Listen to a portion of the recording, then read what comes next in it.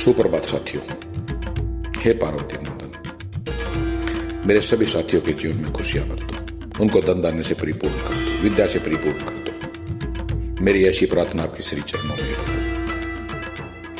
प्रिय साथियों, आज का विषय मेरे पुराने ऑडियो से थोड़ा अलग रहेगा, आत्मा परमात्मा से अलग रहेगा। आज मेरा जो ध्यान है वो पूर्ण रूप से मेरी जो भावी पीढ़ियां हैं, हमारे जो बच्चे हैं, उनको लेकर केंद्रित रहेगा। मैं माता पिताओं से एक आग्रह करता हूं कि अपने बच्चों के प्रति थोड़ी दयालुता का भाव दिखाइए। उनको मशीन बनाने की जरूरत नहीं है साथी, किताबी कीड़े बनाने की जरूरत नहीं है। उनके साथ एक दोस्ती का व्यवहार बनाइए। मैं ये मानता हूं कि आज माता पिता ज्यादा अवेयर हैं, ज्यादा जागरूक हैं अपने बच्चों को लेकर। पहले पुराने समय में इतना समय नहीं था, बच्चे भी ज्यादा होते थे, ध्यान भी कम दे पाते थे, लेकिन उस ध्यान में भी प्रेम था, उस ध्यान में भी चिंता थी। आज के समय में हमने अपने बच्चों को एक मशीन बना दिया। कंपटीशन की इस रेस में, इस भागती हुई ट्रेन में हम भी भाग रहे हैं, हमारे बच्चे भी भाग रहे हैं।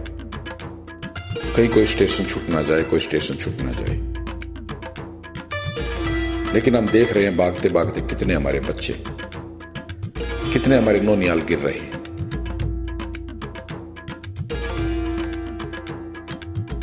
मेरे साथियों, अपने बच्चों के साथ थोड़ा वक्त गुजारिए। इस फिजिक्स, केमिस्ट्री, बायोलॉजी, इकोनॉमिक्स से अलग कुछ और भी है जो हम अपने बच्चों को दे सकते हैं।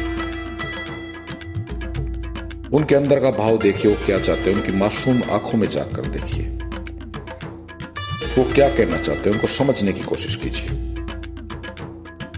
वो ये कहना चाहते हैं कि आप हमारे साथ वक्त बिताइए, थोड़ा हमारे साथ बैठिए, कभी हमारे साथ पार्क में खेलने चलिए, कभी स्विमिंग पूल में तैरने के लिए चलिए। लेकिन हमारे पास समय नहीं है।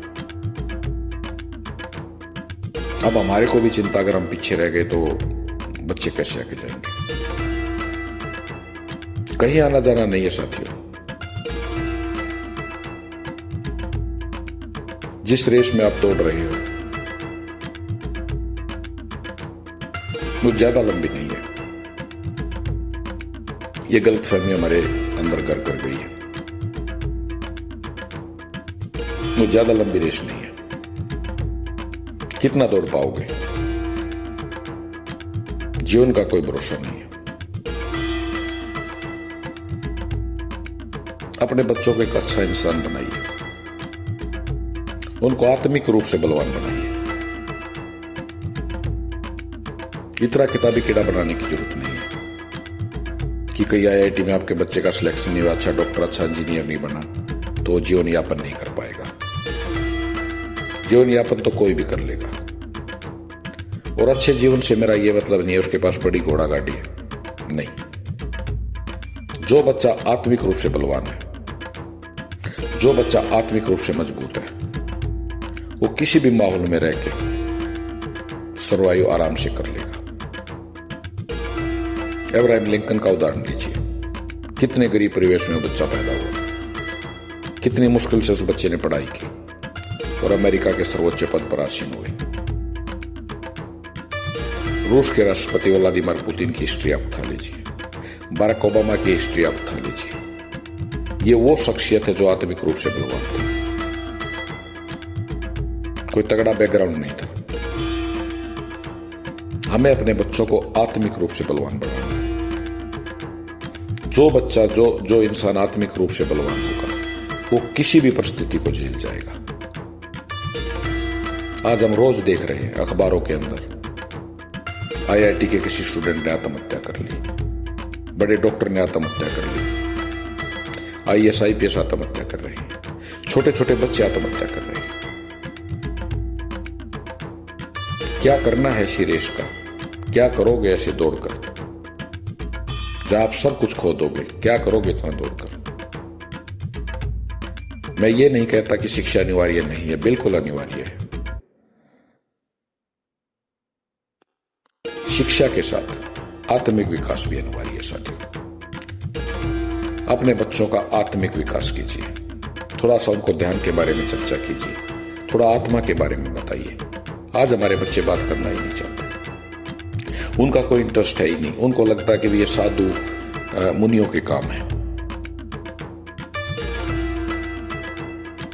योगी श्री कृष्ण जी महाराज हुए, गुरुकुल में उनकी पढ़ाई हुई, 16 कलाओं में निपुण थे। मेरे हिसाब से श्री कृष्ण जितने शक्तिशाली पुरुष हमारे इतिहास में तो हमने कोई देखा नहीं।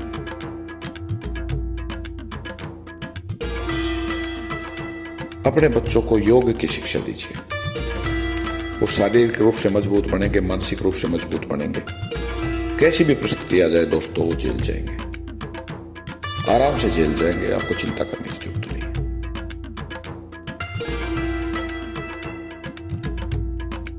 मेरे युवा साथियों, मैं आपसे आग्रह करता हूं, आप 15-20 मिनट, आधा घंटा उस आत्मिक विकास के लिए जरूर दीजिए। कोशिश कीजिए कि आप कम से कम 15 मिनट 20 मिनट डेली वर्तमान में जरूर ठहरिए, जरूर ठहरने की कोशिश कीजिए। मुझे पता है कि यह मन कभी आपको भूत में लेके जाएगा, कभी भविष्य में लेके जाएगा, ऐसी ऐसी उड़ान आपको दिखाएगा, आपको अचरज में डाल देगा, अर्थ में डाल देगा। उसको कहो भाई बैठ जा, बहुत भाग लिया, अब मेरा टाइम है, थोड़ा बैठ जा। ये कौन कह रहा भी थोड़ा टाइम में बैठ जा? ये हमारी आत्मा कह रही है। जो शरीर को चलाने वाली जो शक्ति है वो आत्मा है, लेकिन मन हमारी आत्मा पर हैवी हो गया। मन मजबूत हो गया, आत्मा कमजोर हो गई। अब आत्मा कह रही है बैठ जा, बहुत भाग लिया, अब मैं देखूंगी तू भाग, कहां तक भागेगा? कहीं नहीं जाएगा, वापिस आ जाएगा। जैसे पक्षी वाली जो मैंने कहानी बताई थी, अरब सागर में जहाज के ऊपर जो पक्षी है, जो कौवा है, वो वापिस आके बैठ जाएगा, कहीं नहीं जाएगा, कहीं ठिकाना है ही नहीं, कौन रखेगा उसको? तो धीरे धीरे धीरे धीरे जैसे आप उसको आदत डालोगे 15-20 मिनट रोज की, वो चुप हो जाएगा, वो कहीं नहीं जाएगा, ना भविष्य में जाएगा और ना भूत में जाएगा। कार्य वर्तमान में होना है, तो वर्तमान में ठहरने की कोशिश करो साथियों। वर्तमान में आपको परमात्मा की झलक भी मिलेगी, आत्मिक रूप से आप मजबूत भी हो जाओगे और जीवन जीने का मजा आएगा। कोई भी प्रॉब्लम है, कोई भी समस्या है, उसका समाधान आपके अंदर है, कहीं बाहर नहीं है। भगवत गीता के 18 अध्याय हैं, सब कुछ उसी के अंदर है, उससे बाहर है ही नहीं। सारे शरीर की संरचना मैंने आपको बताया, सारे चक्रास के बारे में मैंने आपको बताया। मास्टरी करो तो शरीर की करो।